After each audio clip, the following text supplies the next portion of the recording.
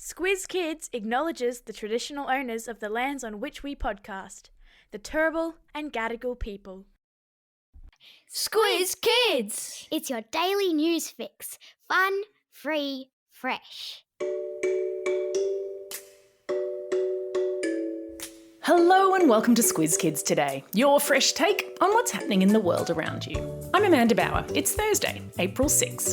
In Squiz Kids Today, mystery baby reunited with mum, the miracle mathematical shape, a phishing warning, and the fake tongue that's testing chocolate. That's what's making news, kids style.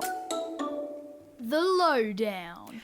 A miracle baby who survived being trapped under rubble for 5 days after the devastating earthquake in Turkey has finally been reunited with her mother after a 54-day separation. For a long time, authorities thought that the little baby's mum had died in the building collapse, and they called her Gazim, which means mystery in Turkish. Gazim was taken to the capital of Turkey for medical care, while her mother remained in the city of Adana, where she is still in hospital, receiving treatment for her injuries. Finally, DNA tests proved that Gazim was really named Vetin Bektas. She was just 6 weeks old when the earthquake occurred. This week, the Turkish Minister of Family and Social Services personally flew to Adana to reunite mother and daughter. Imagine you and your parent not knowing if the other was dead or alive for more than 2 months, and how you'd feel when you saw each other again. There's a video of Vetin's journey and reunion with her mum in your episode notes. I definitely cried. Whenever and wherever you listened to the grown-up news yesterday, you were sure to hear one name: Donald Trump. He was the American president from 2016 to 2020, and yesterday he became the first former president ever to be arrested. Mr. Trump pleaded not guilty to 34 separate charges of falsifying business records. Falsifying means intentionally making something incorrect, and in this case, Mr. Trump is accused of covering up payments that he made during his last campaign for president to people that he wanted to keep quiet about information that could have hurt his election chances. His next court hearing is set for December, so I guess we'll keep hearing about this for a long time.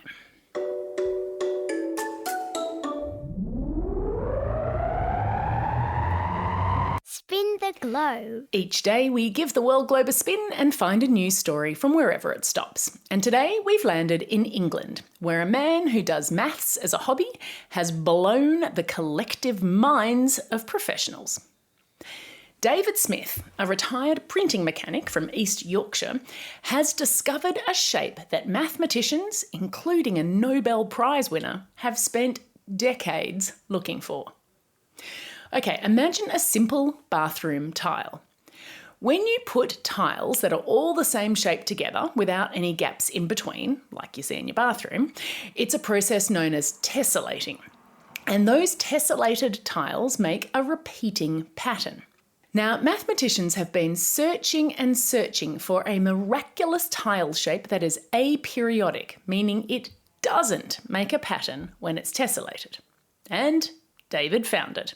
He calls it the hat because he thinks it looks like one, although at least one Squiz kid reckons it looks more like a t-shirt. Either way, David teamed up with 3 professional maths and computer scientists to prove that the hat/t-shirt, when tiled, never makes a pattern, even if the tessellation goes on for light years in all directions. Guess what the official name for this elusive aperiodic tile shape is? Einstein, which in German means one stone, or more loosely translated, one tile. Yes, that's Einstein as in Einstein. So David Smith really is a genius. Animal Kingdom. The Wildlife Hospital at Sydney's Taronga Zoo has a message for all of you planning on going fishing these holidays. Be responsible with your hooks and lines. They've just spent 5 hours operating on a green turtle who had 7 fish hooks stuck in her guts, as well as fishing line tangling and cutting into her intestines. The 50-kilogram turtle was the 6th to have been brought to the hospital so far this year, and Taronga vets say that hooks and lines are the number one reason animals are brought into them.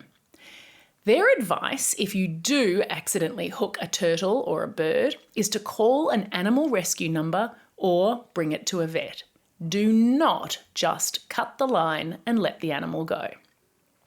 I'll put some photos of the turtle, who's making a good recovery, in your episode notes, as well as some more information on how to fish responsibly. Food, glorious food. Close your eyes for a minute and imagine a little chunk of chocolate melting in your mouth. It's a sensation like nothing else, isn't it? And thanks to a group of researchers who've built a fake tongue, we now understand the science of gooey chocolate deliciousness. Now there is a job to aspire towards. What the scientists found is that chocolate's unique melty yumness comes from it melting and releasing a layer of fat that then coats our tongue, which they say means you could make chocolate healthier but just as yummy by keeping the fat on the outside layer and having low-fat chocolate on the inside. I'll believe that when I taste it for myself. Speaking of taste and cushy jobs, a journalist for the Sydney Morning Herald has done a taste test of 15 classic Easter chocolate treats and ranked them, with Cadbury cream eggs coming in last at number 15 and the Hague single origin milk chocolate Bilby coming out on top. Now, we all know that good science is about replicating results, which means I think that it's my duty to buy all 15 and check that he's correct. Feel free to join me. And a very quick message before the squiz. This is the last Squiz Kids Today podcast for Term 1. We'll be back again on April 26, but never fear, we'll continue to bring you shortcuts, Squiz the World and Bryce's bumper kids versus adult holiday quizzes throughout the holidays. On a personal note, this is also the last Squiz Kids Today podcast that I'll be hosting. I've absolutely loved producing your fresh take on the world around you, not to mention working with Bryce and all the other legends at the Squiz, but I've really missed working with kids face to face, and that's what I'm going to be doing next term. I'll still be in your ears each week with shortcuts and Squiz the World, so you won't be rid of me completely. Time for the quiz. This is the part of the podcast where you get to test how well you've been listening. Question number 1. What is the word for fitting shapes together so there are no gaps? Well done if you got tessellation. Question number 2. What are the 2 things that Taronga Zoo Hospital says cause the most wildlife injuries? Yup, fishing line and fishing hooks. And question number 3. What is, without a doubt, the single most delicious chocolate treat in the world? As if I'm going to get into that debate with you, but I have a feeling I might have just started something.